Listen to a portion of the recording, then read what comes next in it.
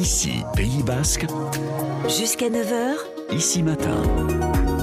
Bonjour Emmanuel Danciart. Bonjour Stéphane. Vous êtes le directeur, je vous rappelle, de la Fibre 64. On va s'intéresser ce matin aux objets connectés.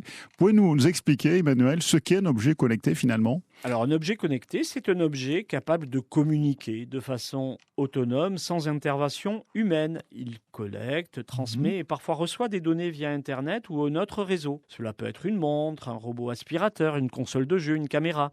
Il y a plein de domaines d'application et on parle parfois un petit peu abusivement d'Internet des objets. Pourquoi abusivement ? Parce que le réseau de connexion n'est pas toujours aussi ouvert qu'Internet. Il y a des réseaux plus fermés, plus restreints, qui sont utilisés par ces objets, comme un Wi-Fi, de la 4G, de la 5G, du Bluetooth, des réseaux LoRa. L'intérêt de ces objets, c'est de capter des données spécifiques, puis de les transmettre pour qu'elles soient ensuite interprétée. Prenons l'exemple d'une montre connectée que vous avez au poignet quand vous faites du sport. Elle va mesurer plusieurs paramètres, votre pouls, votre vitesse, les calories dépensées, et elle va vous les restituer par Bluetooth sur votre téléphone portable à la fin de vos exercices. La montre peut vous guider dans vos quêtes de performance en vous envoyant des signaux pour accélérer, pour freiner, ou vous dire que vous êtes au niveau requis. Oui, parce que les montres connectées, en fait, ça n'intéresse peut-être pas grand monde. Hein. Ce n'est qu'un exemple, mais les objets connectés ont de multiples usages, et on estime aujourd'hui qu'il y en a 20 milliards dans le monde, dont 300 millions en France. On pense toujours au téléphone portable, mais il représente désormais une minorité de ces objets connectés. On trouve énormément d'objets connectés dans le secteur de la santé et du bien-être. Les balances, les tensiomètres, les oxymètres sont quasiment tous connectés.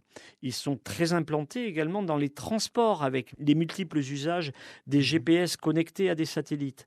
Et puis, notre vie quotidienne à la maison avec les lampes, les ampoules intelligentes, les télés connectées à Internet, les thermostats, les détecteurs de mouvement, les caméras de surveillance et j'en passe. Ouais. Est-ce que c'est pas un peu intrusif quand même, finalement ? Cela peut le devenir si on ne met pas quelques règles élémentaires en place quand on utilise un objet connecté. D'abord, veillez à mettre régulièrement à jour vos appareils de façon à appliquer les correctifs de sécurité les plus récents.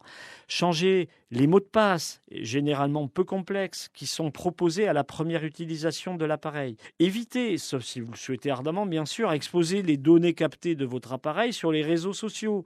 Utilisez des réseaux privés plutôt que publics pour connecter votre appareil connecté. Ce sont des principes de base à suivre pour ne pas que vos données personnelles soient diffusées à votre insu et que votre appareil ne serve qu'à une personne, vous. C'est vrai, c'est difficile en tout cas de passer à côté de ces objets connectés. Merci beaucoup Emmanuel, bon week-end.